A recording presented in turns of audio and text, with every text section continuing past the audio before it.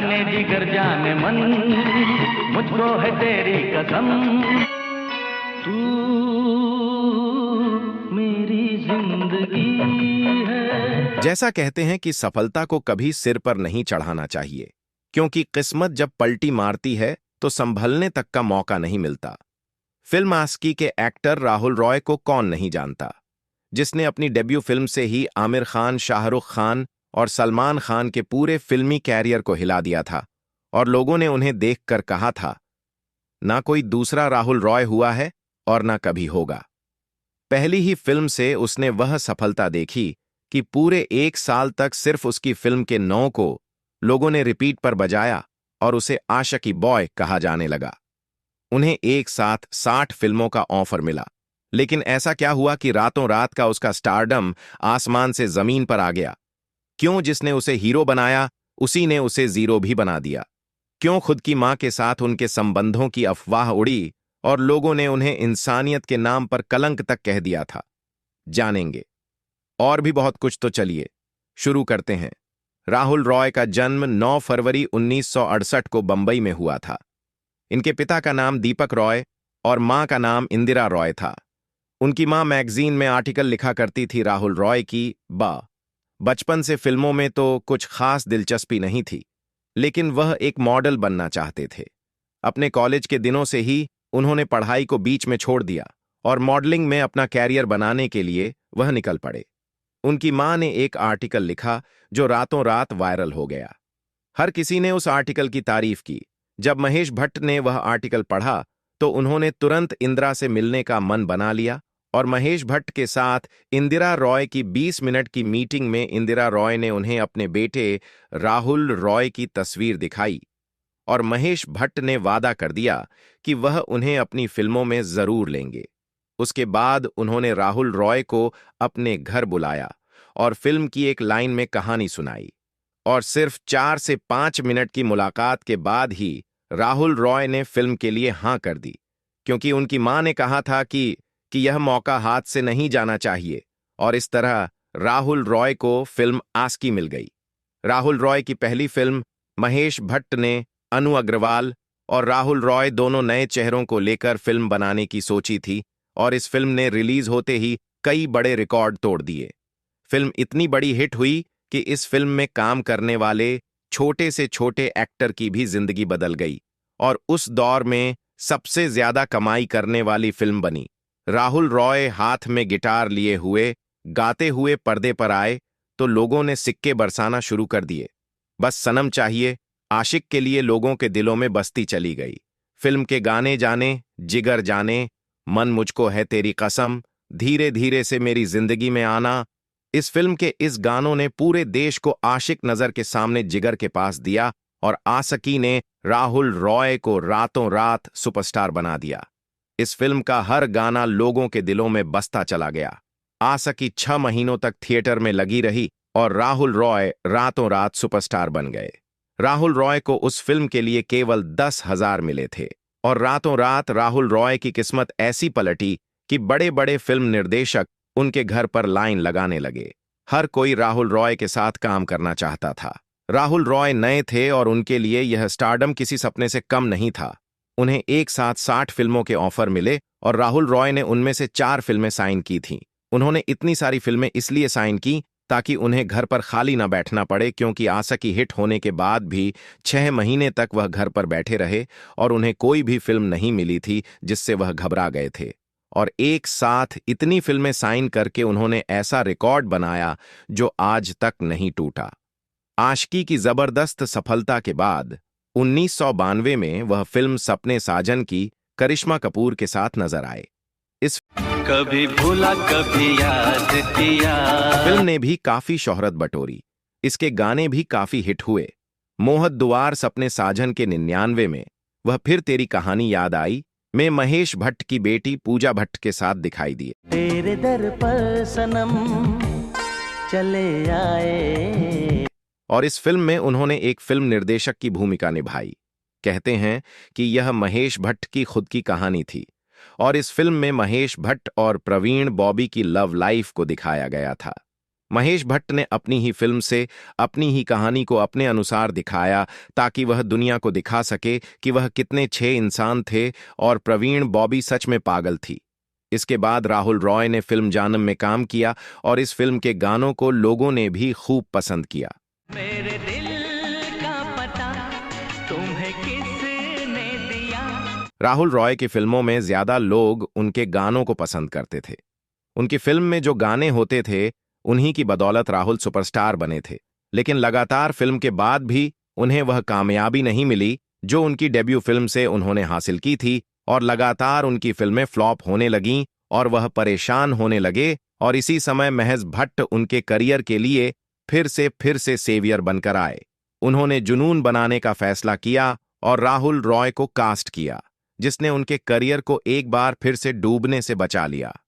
जुनून 1981 में आई।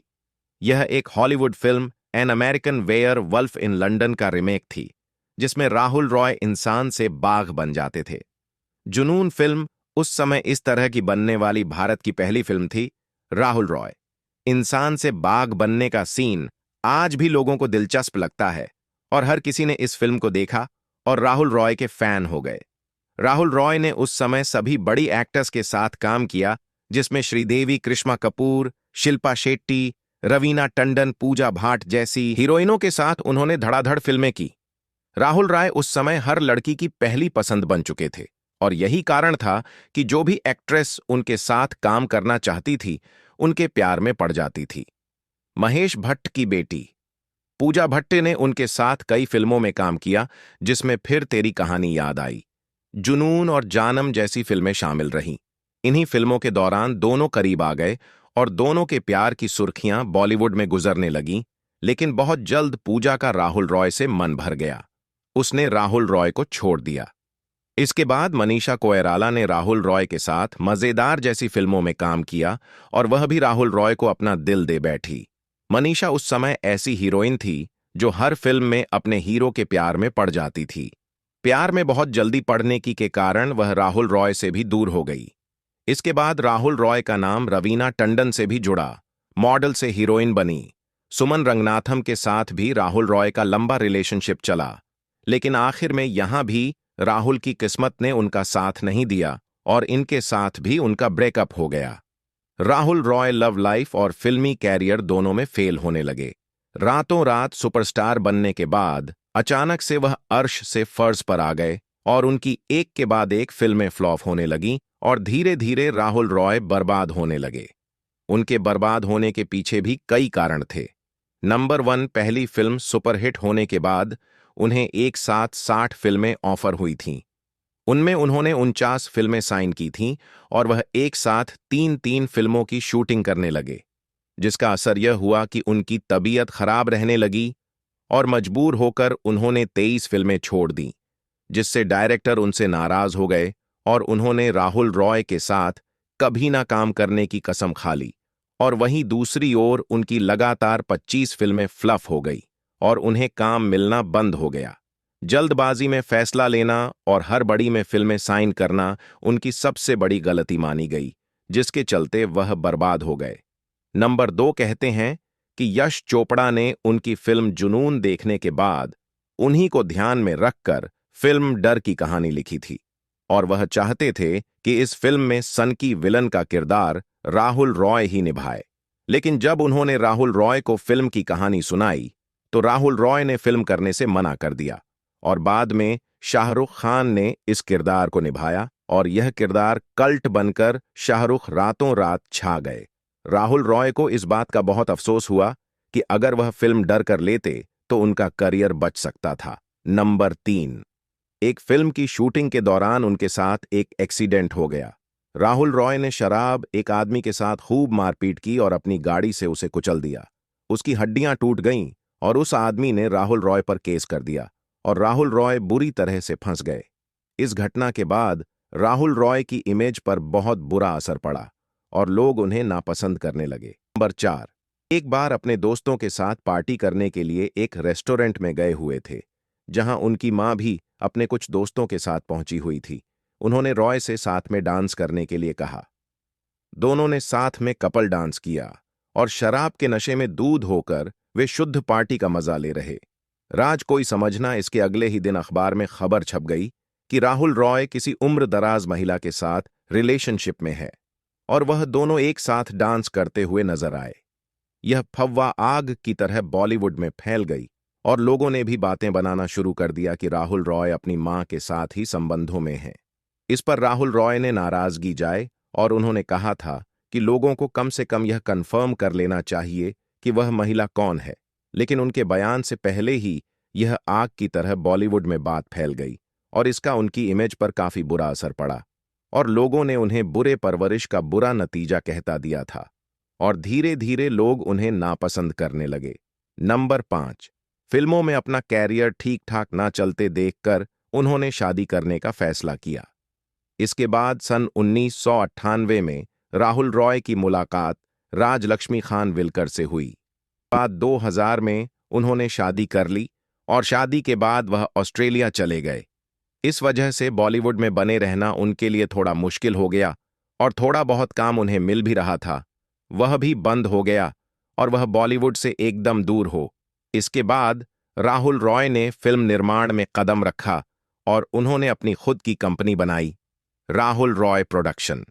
25 नवंबर 2011 को उन्होंने ऐलान नाम से अपनी पहली एक फिल्म रिलीज भी की, लेकिन उनकी यह कंपनी डूब गई और वह पूरी तरह से बर्बाद हो गए। शादी के 14 साल बाद उनकी पत्नी ने भी उन्हें छोड़ दिया और दोनों ने तलाक ले लिया। उनकी शादी भी टूट गई और उनकी पत्नी ने उन्हें छोड़कर उनसे तलाक मांग लिया। इस तरह उनकी शादी भी नहीं चली। तलाक के बाद 2016 में राहुल रॉय साधना सिंह से मिले। साधना सिंह से उन्होंने शादी कर ली। 2020 में एक फिल्म की शूटिंग के दौरान उन्हें अचानक से ब्रेन स्ट्रोक आया और उनकी हालत गंभीर हो गई। उन्हें बंबई के अस्पताल में भर्ती कराया गया, लेकिन उनके पास इलाज तक के पैसे नहीं थे। कहते हैं कि उनके अस्पताल का पूरा खर्च सलमान खान ने भरा था। तब जाकर उन्हें नई जिंदगी मिली। रातों रात सुपरस्टार बने राहुल रॉय का एक ऐसा भी समय आया जब उन्होंने भोजपुरी फिल्मों का रुख किया और फिल्मों में बने रहने के लिए, अपनी रोजी रोटी चलाने के लिए उन्होंने सी ग्रेड और डी ग्रेड फिल्मों तक में काम किया। लेकिन उनकी किस्मत का सितारा एक बार डूबा तो फिर कभी दोबारा चमका ही नहीं। दोस्तों, वह एक ऐसे हीरो रहे जिसे ना प्यार मिला और ना ही फिल्मों में सफलता। फिल्मों में उनका कैरियर जरूर डूब गया, लेकिन पहली फिल्म से उन्होंने जो सफलता हासिल की, जो प्यार उन्होंने लोगों के दिलों में जगाया, वह आज भी बरकरार है। इसका अंदाजा इस बात से लगाया जा सकता है कि लगातार फिल्मों में फ्लॉप होने के बाद भी जब 2006 में वह बिग बॉस गए हुए थे तो लोगों ने उन्हें इतना पसंद किया कि वह बिग बॉस के विनर रहे और बिग बॉस को जीतने के बाद उन्हें लगा कि शायद अब उन्हें फिल्मों में अच्छा काम मिलने लगेगा। लेकिन उसके बाद भी उन्हें अच्छी फिल्में नहीं मिली और उनका करियर दिन प्रतिदिन ढलता चला गया और इस तरह से वह केवल एक फिल्म के ही सुपरस्टार रहे और उसके बाद उनका करियर तो डूबा, तो दोबारा कभी वह लाइमलाइट में नहीं आ सके। एक फिल्म से ही वह बॉलीवुड में अमर हो गए और उन्हें वन टाइम स्टार का खिताब मिला। आशिकी ही उनकी एकमात्र ऐसी फिल्म रही जिसने उन्हें लोगों के दिलों में हमेशा के लिए अमर कर दिया और उसके बाद किसी भी फिल्म को लोगों ने इतना पसंद नहीं किया जिससे उन्हें सफलता मिल सके। सिर्फ एक फिल्म से वह बॉलीवुड में अमर हो गए और लोगों ने कहा कि न कोई राहुल रॉय जैसा हुआ है और न कभी होगा। तो दोस्तों, यह थी हमारे आशिकी बॉय की कहानी ऐसी ही, और स्टोरीज को जानने के लिए आप हमारे चैनल को सब्सक्राइब कर दें।